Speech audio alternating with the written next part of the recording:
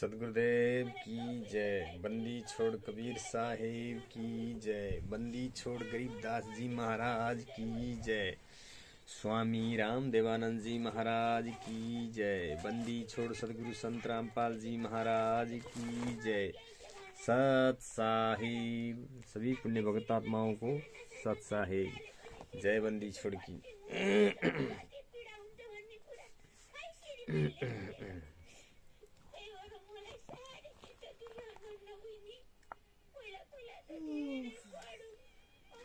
सभी भगत आत्माओं को मुझ बेसराज दास की तरफ से सत साहिब।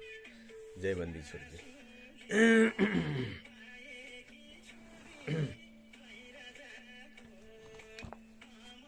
ए भगत भाई हो और भगत बहन और सभी पुण्य भगत आत्माओं को मुझ बेसराज दास की तरफ से सत साहिब। जय बंदी छोड़ सदगुरु संत रामपाल जी महाराज की जय हो। सत साहिब। सभी पुण्य भगत आत्माओं को ये देखिए 429 FIR नंबर 429 का फाइल गुरुजी का केसों का जो आजीवन कारावास हुआ है।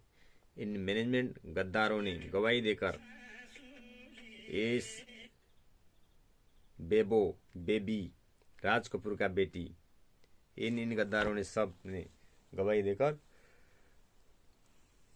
गुरुजी को करा दिए हैं। लेकिन इन गद्दार बोलते हैं कि परमात्मा लीला करें।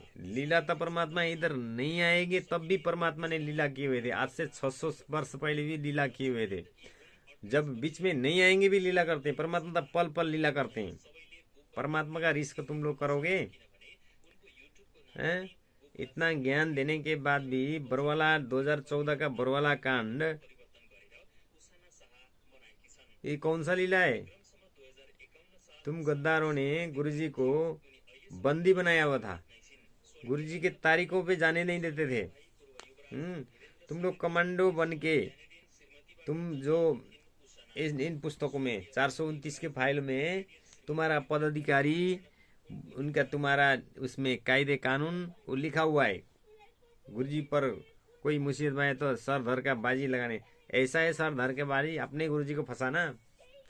परमात्मा तो लीला कर रहे हैं। तुम लोगों को देख रहे हैं तुम कितना गद्दारी करते हो और कर रहे हो।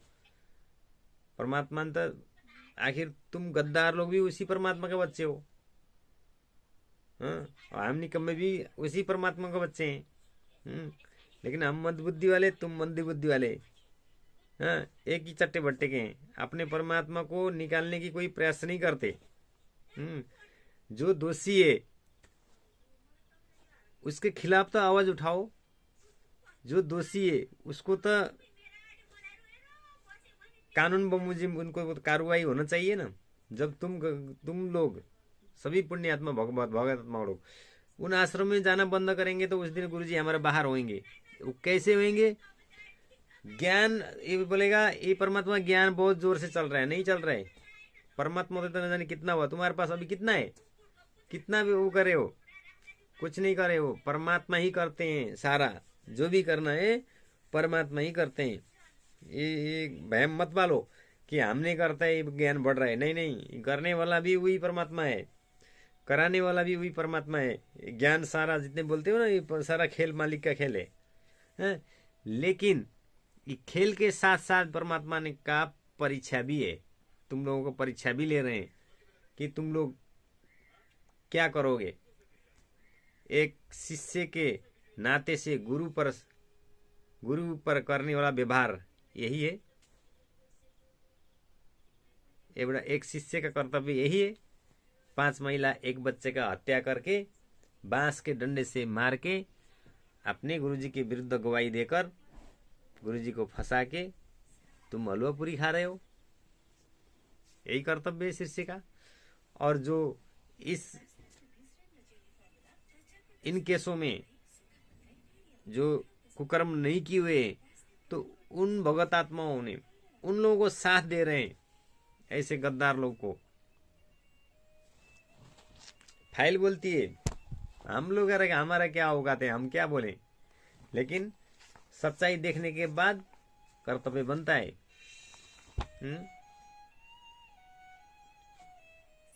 एकलव्य ने गुरु के लिए अपना उंगली भी दिया, गुरुजी ने मांगा, उंगली दे दिया। लेकिन हमारा गुरुजी तो कुछ नहीं मांग रहे थे ना, उल्टो ज्ञान परसोए जा रहे थे, देते जा रहे थे। 24 घंटा का टाइम होता है, लेकिन 17 घंटा परमात्मा ने स्वयं सत्संग में नहीं बोले। फिर भी तुम्हारा कुकर्मियों का ये पुस्तक बोलती है, परमात्मा का सत्संग बोलते हैं, बोले परमात्मा ने सत्संग में।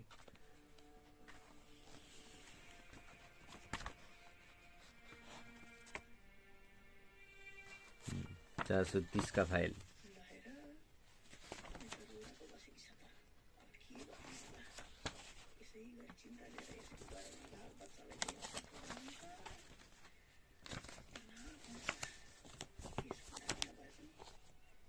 इसलिए इन फाइलों को पढ़ना चाहिए और जागरूक होना चाहिए।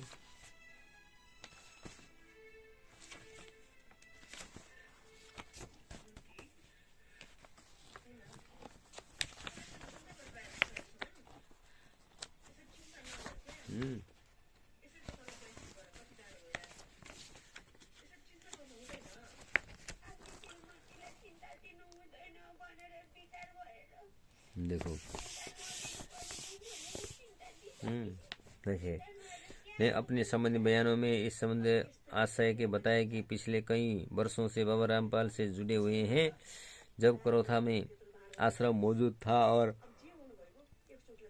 आर्य समाज के कई लोग बाबा की चिरा विचारधारा के खिलाफ आगे आए थे। तत्पश्चात वर्ष 2006 में बाबा रामपाल ने गांव करौथा के आश्रम छोड़ दिया। बलजीत पिता लहरी, ये बलजीत का बेटी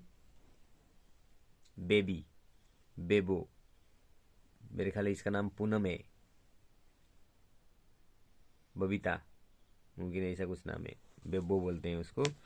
इस औरत ने अपने गुरुजी को हम बिस्तर होने का आरोप लगाया था।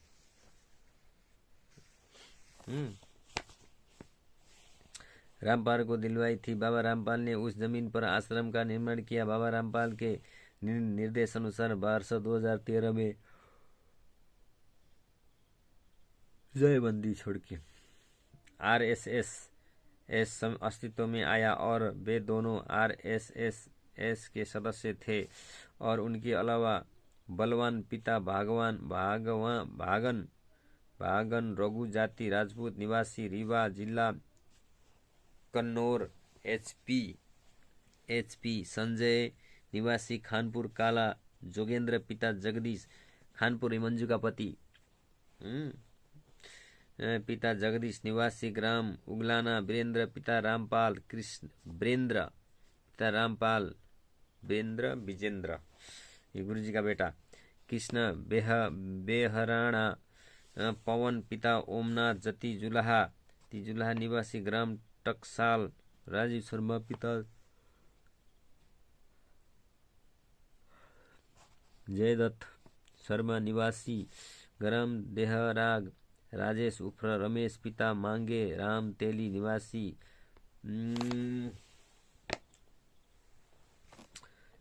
पामवास नटर लाल पिता लक्ष्मण पिता शंकर दास निवासी नरसिंहपुर राजेश पिता हरि राम मीना निवासी सवाई माधोपुर रामचंद्र पिता रोशन निवाड़ी ग्राम बरना कुरुक्षेत्र सावित्री पति प्रकाश निवासी जीद सविता निवासी बबाना नीलम पति रामपाल फौजी निवासी धनना टीना पिता हरि राम टेलर निवासी राजस्थान राजबाला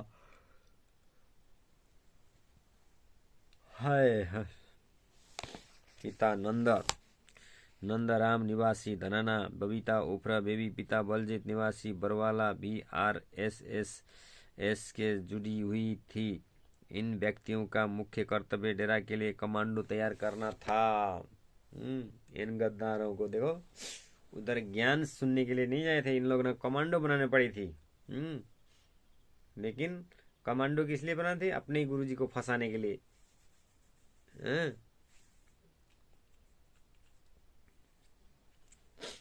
ऐसे गद्दार थे लोग।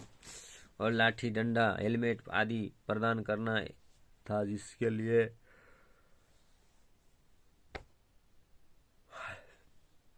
पैसे देता था। उन्होंने कमांडो के साथ मिलकर बाबा रामपाल की गिरफ्तारी पर रोक लगा दी और कानून को नजरअंदाज कर दिया। और उस समय यहाँ महिलाओं और बच्चों सहित बड़ी संख्या में शिष्य मौजूद थे। 18/11/2014 को जब बाबा रामपाल की गिरफ्तारी के लिए पुलिस सतलोक आश्रम की ओर आगे बढ़ी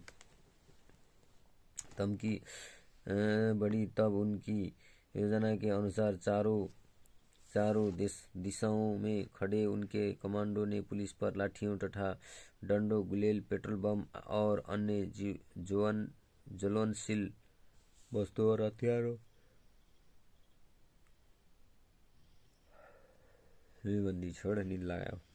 हथियारों से हमला किया। इसके बाद दोनों पक्षों में एक बदतर स्थिति पैदा हुई, जिसके कारण आश्रम में मौजूद महिलाएं और बच्चे घबराए गए और उनकी महिलाओं और बच्चों ने आश्रम के बाहर जाना चाहा। वे प्रशासन से टकराना नहीं चाहते थे। जब उन्होंने आश्रम के बाहर आने की कोशिश की तो बाबा रामपाल के आदेश के अनुसार जिन महिलाओं और बच्चों ने बाहर जाने की कोशिश की, उन्हें पीटने के बाद कमरे में बंद कर दिया गया, चाहे वे मर भी क्यों न जाए। जिस पर बलवान, संजय, जोगिंदर, वीरेंद्र, कृष्ण बेहराणा, पवन, राजीव शर्मा, राजेश उर्फ रमेश, नटवर लाल उर्फ लक्ष्मण, राजेश, रामचंद्र, पवन, सावित्री, सविता, नीलम, टीना, राजवाला, बबीता उर्फ बेबी ने उन महिलाओं और बच्चों को बाबा रामपाल आवासीय घर के गेट के सामने स्थित कमरे में बंद कर दिया। जब वातावरण स्थिर हो गया तब उन्होंने पाया कि रजनी नामक एक महिला बेहोशी की हालत में मिली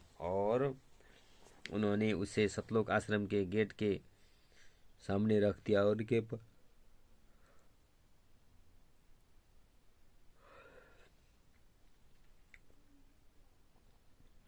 बयान के अनुसरण में दोनों अभियुक्तों ने उन कमरों को निर्धारित किया जहां उन्होंने महिलाओं और बच्चों को जबरन कैद किया था। 17/12/2014 को अभियुक्त बलवान, पावन, राजीव शर्मा, राजेश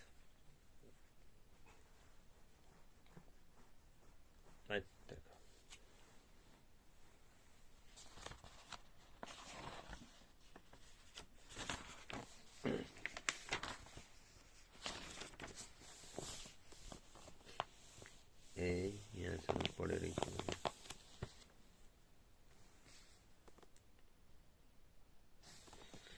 उर्फ रमेश, नटवर लाल, राजेश, पिता हरिराम, रामचंद्र को गिरफ्तार कर लिया और उन्हें अपने संबंधित प्रकटीकरण बयानी भी दिए। प्रकटीकरण बयान के अनुसार इन अभियुक्तों ने घटना की जगह को निर्धारित किया। गवाहों के बयान दर्ज किए गए। लीवर, किडनी, हृदय और मस्तिष्क के पार्सल एमएमसी अग्रहा को भेजे गए और अंतराग रासायनिक परीक्षक करनाल के विश्लेषण के लिए भेजा गया था और किडनी, लीवर और हृदय और मस्तिष्क के परिणाम एमएमसी अग्रहा से प्राप्त किए गए थे, जबकि अंतराग की रिपोर्ट अभी तक रासायनिक जांच पूरी करने के बाद अभियुक्त राजेंद्र प्रीतम उर्फ राज कपूर, बलवान, पवन, राजीव शर्मा, राजेश उर्फ रमेश, नटवर लाल, राजेश और रामचंद्र के खिलाफ चालान 26/2/2015 को कोर्ट में पेश किया गया। अदालत की अनुमति मांगने के बाद पुलिस ने अभियुक्त जोगिंदर उर्फ बिल्लू, वीरेंद्र उर्फ विजेंद्र, बबीता उर्फ बेबी रामपाल, पिता नंदलाल के प्रोडक्शन वारंट जारी किए। 13/7/2015 को वर्तमान केस में अभियुक्त जोगिंदर उर्फ बिल्लू और वीरेंद्र उर्फ विजेंद्र को गिरफ्तार किया गया। 16/7/2015 को अभियुक्त बबीता उर्फ बेबी और 31/7/2015 अभियुक्त रामपाल को जांच में शामिल किया गया और वर्तमान केस में गिरफ्तार हुए प्रकटीकरण बयानों के अनुसार में उपरोक्त अभियुक्तों ने घटना स्थल को निरीक्षण किया। जांच पूरी करने के बाद अभियुक्त जोगिंद्र उर्फ बिल्लू, वीरेंद्र उर्फ विजेंद्र, रामपाल और बबीता उर्फ बेबी के खिलाफ चालान अदालत में 29/10/2015 को पेश किया गया था। यह उल्लेख करना उचित है कि अभियुक्त संजय उर्फ फौजी, नीलम राजवाला और कृष्ण को अभी तक गिरफ्तार नहीं किया गया है और उन्हें राज्य बनाम राज कपूर और अन्य CNR नंबर HRH 030029882015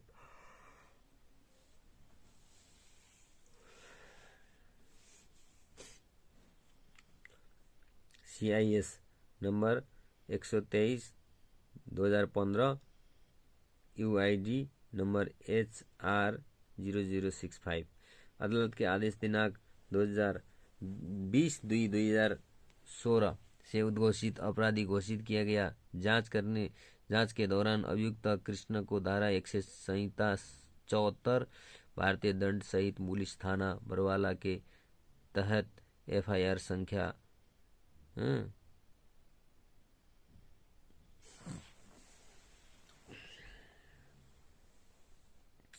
48 दिन 13/2017 को गिरफ्तार किया गया और 14/2/2017 को कथित अभियुक्त कृष्ण को वर्तमान केस में गिरफ्तार किया गया था। उन्होंने प्रकटीकरण बयान दिया और उसके बाद में उन्होंने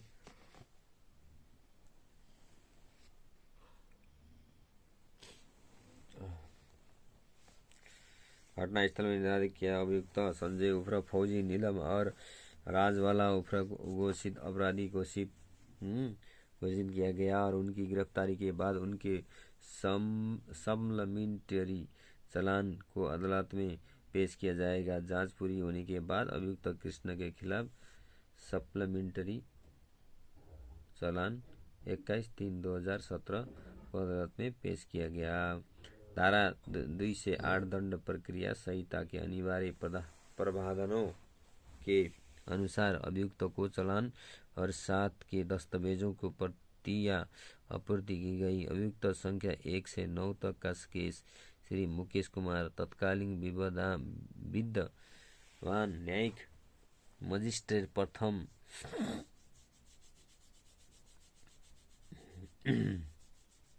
हिसार द्वारा सेशन न्यायालय को सौंपा गया। देखिए ऑर्डर दिनांक 17/7/2000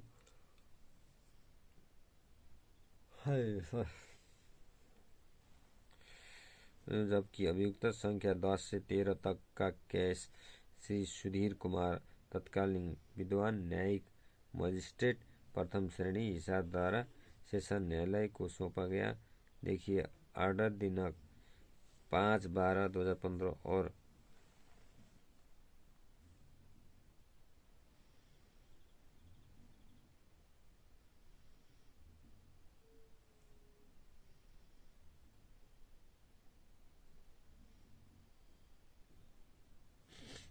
को सौंपा गया था। देखिए ऑर्डर दिनांक 21/4/2017 यहाँ उल्लेखनीय है कि मामले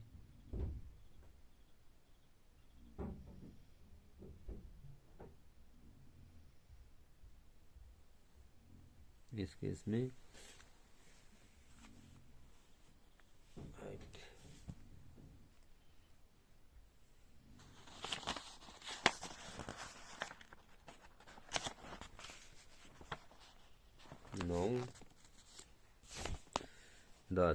विशेष सरकारी वकील को हरियाणा सरकार द्वारा नियुक्त किया गया था ताकि राज्य अभियोजन की और से केस का प्रतिनिधित्व किया जा सके।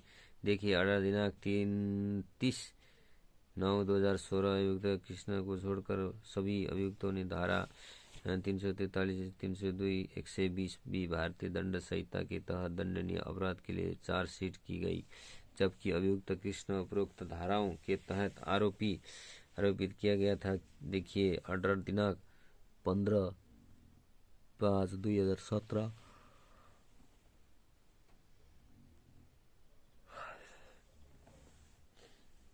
जिसके लिए अभियुक्त ने दोषी नहीं होने के निवेदन दिया और सुनवाई का दावा किया। अपने केस को साबित करने के लिए अभियोजन पक्ष ने वादी गवाह एक के रूप में एस एल सहायक उप निरीक्षक गुड्डी रानी, वादी गवाह के रूप में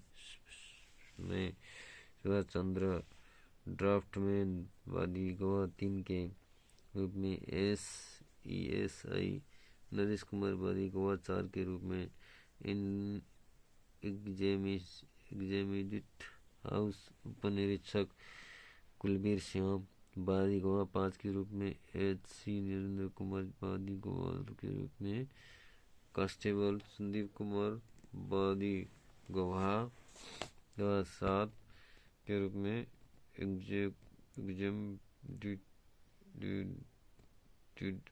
सहायक उपनिरीक्षक कृष्ण कुमार, वादी गवाह 8 के रूप में अनिल कुमार, वादी गवाह 9 के रूप में डा अमरचंद कौशिक, वादी गवाह 10 के रूप में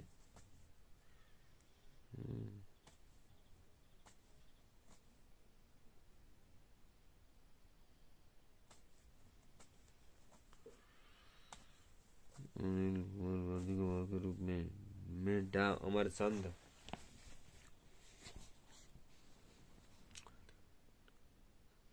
अनिल कुमार, वादी गवाह 9 के रूप में डा अमरचंद कौशिक, वादी गवाह 10 के रूप में डा प्रवीण सहायक प्रोफेसर पैथोलॉजी विभाग एएमसी अग्रवाह, वादी गवाह 11 के रूप में ईएचसी दलबीर सिंह, वादी गवाह 12 के रूप में उप निरीक्षक देवराज, वादी गवाह 13 के रूप में पुलिस उप निरीक्षक राज्यपाल, वादी गवाह 14 के रूप में थाना सिपाही सुरेश और वादी गवाह 15 के रूप में डा विनोद कुमार रासायनिक परीक्षक, वादी गवाह 16 के रूप में वादी गवाह 17 के रूप में फांसी रूप में द दिलदार सिंह प्रोफेसर और हेड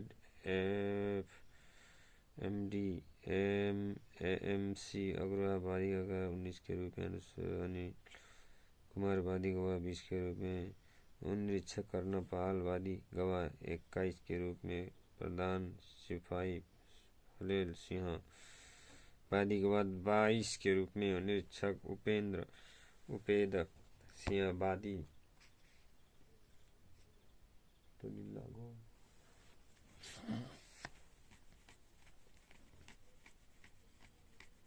इसके बाद राज्य के लिए विद्वान सरकारी वकील ने अभियोजन पक्ष के साक्ष्य की समाप्ति की। धारा 3 से 13 की दंड प्रक्रिया संहिता के तहत अभियुक्त ने बयान दर्ज किया गया था और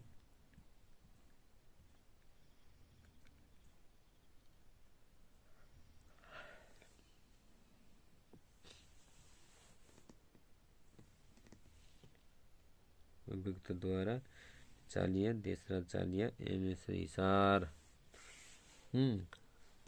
गलत और झूठा कहकर उसके लिए इनकार किया गया था।